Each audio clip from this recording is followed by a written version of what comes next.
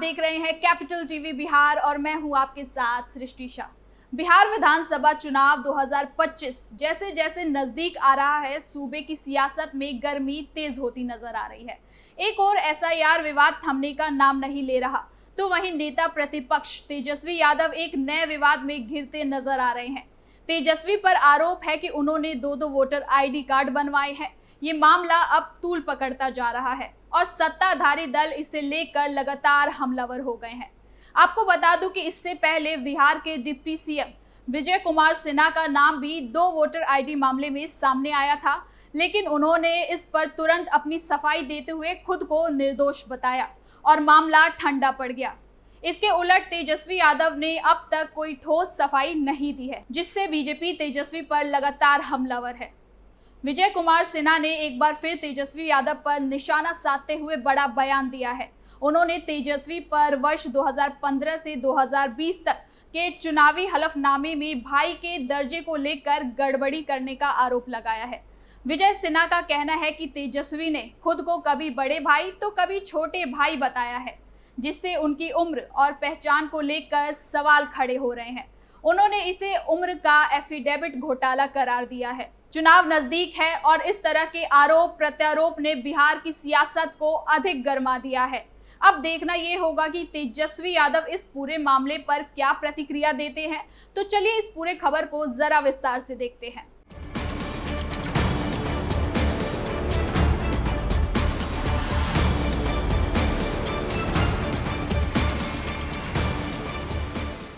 चुनाव से पहले चुनाव आयोग की ओर से शुरू किए गए वोटर लिस्ट रिवीजन यानी कि एसआईआर सुर्खियों में है। इसे लेकर जमकर राजनीति हो रही है। विपक्ष गरीबी और पिछड़े वर्गों के वोट छीनने का आरोप लगा रहे हैं, तो वहीं दूसरी ओर दो वोटर आईडी कार्ड को लेकर भी आरजेडी और बीजेपी में घमासान चल रहा है। इस बीच एक बार फिर से 2020 बिहार विधानसभा चुनाव के दौरान आरजेडी नेता तेजस्वी यादव और तेज प्रताप द्वारा दायर किए गए हलफनामा विवाद में है। दरअसल चुनाव आयोग को दिए गए हलफनामे में तेजस्वी को बड़ा भाई और तेज प्रताप को छोटा भाई बताया गया था और अब इस मामले को एक बार फिर से जीवित किया जा रहा है। बिहार के डिप्टी सीएम और बीजेपी नेता विजय कुमार सिन्हा ने इसे उम्र का एफिडेविट घोटाला बताया है।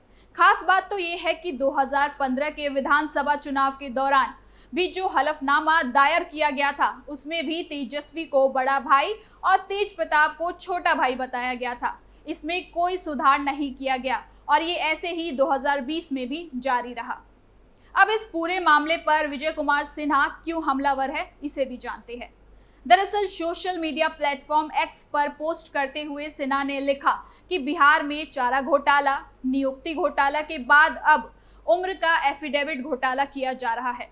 उन्होंने कहा कि जिसकी खुद की राजनीति फ्रॉडिज्म पर टिकी हो, वो दूसरों को ज्ञान दे रहा है। 2015 विधानसभा चुनाव के एफिडेविट के अनुसार बड़े भाई तेज प्रताप की उम्र 25 साल तो छोटे भाई तेजस्वी की उम्र 26 साल है। यानी एक और नया घोटाला, उम्र घोटाला, आरजेडी का ताजा कारनामा है। उन्होंने कहा कि तेजस्वी अपने पिता के बनाए घोटालों वाले रास्ते पर ही चल रहे हैं। तो वहीं तेजस्वी ने 2020 का चुनाव राघोपुर सीट से लड़ा था और जीत दर्ज की थी और तेज प्रताप ने अपनी सीट बदल ली थी। 2015 में तेज प्रताप महुआ से विधायक बने थे, तो वहीं 2020 में हसनपुर से चुनाव लड़ा था।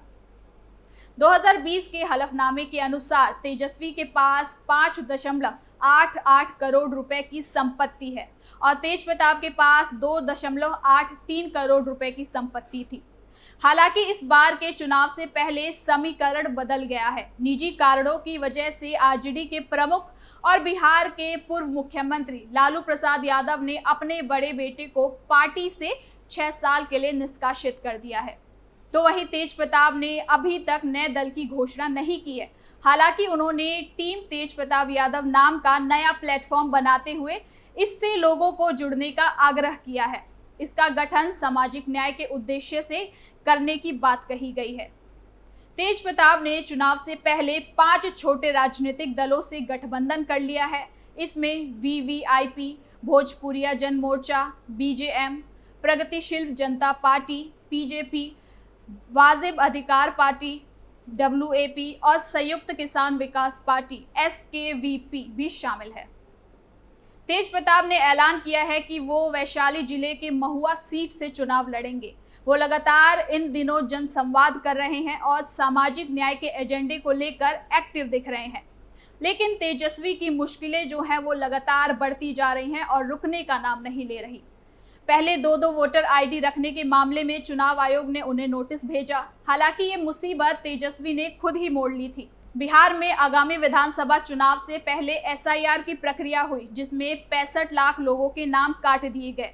इसके बाद बिहार विधानसभा चुनाव में विपक्ष के नेता और आरजेडी नेता तेजस्वी यादव ने एक प्रेस कॉन्फ्रेंस के दौरान बताया कि उनका नाम वोटर लिस्ट से हटा दिया गया है और अपना दूसरा एपिक नंबर दिखाया। इस पर चुनाव आयोग ने उन्हें अलग अलग वोटर आईडी नंबर रखने का मामला स्पष्टीकरण मांगा है। 1 अगस्त को एसआईआर का पहला ड्राफ्ट लिस्ट जारी किया गया था, जिसके बाद तेजस्वी यादव के पास 2 वोटर आईडी कार्ड होने के कारण इलेक्शन कमीशन ने जवाब मांगा था। इसके कुछ दिनों बाद ही बिहार कांग्रेस अध्यक्ष राजेश कुमार ने भी सोशल मीडिया पर ड्राफ्ट वोटर लिस्ट के स्क्रीनशॉट शेयर किए, जिसमें उन्होंने डिप्टी सीएम का नाम लखीसराय और बांकीपुर दोनों जगहों पर वोटर के रूप में दिखाया गया था। इन आरोपों पर प्रतिक्रिया देते हुए विजय कुमार सिन्हा ने कहा कि उनका और उनके परिवार का नाम पहले ही बांकीपुर विधानसभा सीट में था। अप्रैल 2024 में उन्होंने लखीसराय से नाम जोड़ने के लिए आवेदन किया है और बांकीपुर से नाम हटाने के लिए भी फॉर्म भरा हुआ था। विजय कुमार सिन्हा ने दावा किया कि उन्होंने बांकीपुर से नाम हटाने के लिए बूथ लेवल अधिकारी को लिखित आवेदन भी दिया था। साथ ही कहा कि किसी वजह से उनका नाम बांकीपुर से हटाया नहीं गया और वो ड्राफ्ट वोटर लिस्ट में आ गया। उन्होंने साफ किया कि उन्होंने वोट केवल एक ही जगह दिया है, लेकिन ये मौका तेजस्वी यादव आखिर कैसे छोड़ देते। जिसके बाद उन्होंने विजय सिन्हा पर निशाना साधा और कहा कि दो अलग अलग जिलों में वो विधानसभा क्षेत्रों में अलग अलग मतदाता हैं। लेकिन डिप्टी सीएम के इस मामले पर सफाई देने के बाद मामला शांत नजर आने लगा। लेकिन आरजेडी नेता तेजस्वी यादव ने अब तक 2 वोटर आईडी और हलफनामे में गड़बड़ी के आरोप में कोई सफाई नहीं दी है। अब वे एक बार फिर से 2015 और 2020 के चुनावी हलफनामों के मामले में फंसते नजर आ रहे हैं। डिप्टी सीएम विजय कुमार सिन्हा ने तेजस्वी पर खुद को कभी बड़ा तो कभी छोटा भाई बताने का आरोप लगाया और इसे उम्र का एफिडेविट घोटाला करार दिया है। इन विवादों के बीच तेजस्वी की चुप्पी और विरोधियों के तीखे हमले ये साफ झलका रहे हैं कि आगामी विधानसभा चुनाव में महागठबंधन की मुश्किलें बढ़ने वाली हैं।